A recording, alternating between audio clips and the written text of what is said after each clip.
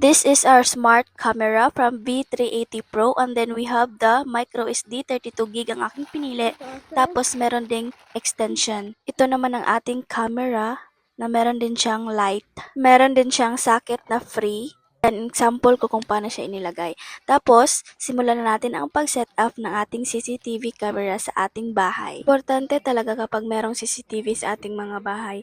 Ito naman ang extension na meron na ding socket na naka-connect. Nag-try kami sa isang socket kung okay ba siya tingnan. Tapos, sinimulan na namin ang pag-install dito sa aming bahay.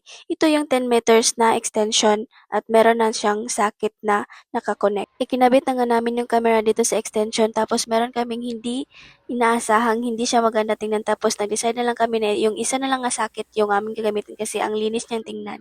Tapos ito pala yung SD card na pinasok ko sa ating CCTV camera. Nag-install lang nga ako ng V380 Pro sa ating cellphone. Ito naman yung makikita mo sa ating cellphone connection. Nagsimula na nga ako mag-record pang gabi. Maganda talaga tong ating CCTV kasi pwede kang magsalita kapag merong tao sa labas. Pwede ka rin mag-alarm kung meron namang kahina-hinalang tao sa paligid mo.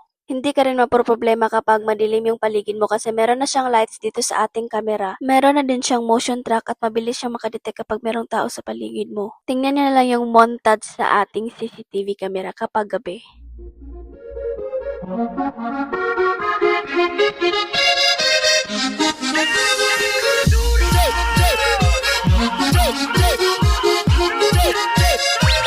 Superman.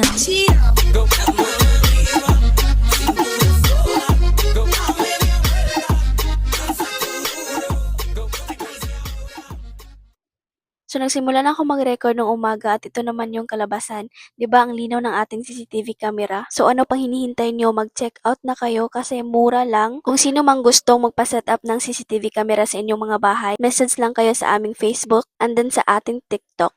Nasa comment section ang link. Pa-install na kayo guys kasi kami mismo ang mag-install sa bahay nyo. Thank you for watching. So let's do the montage.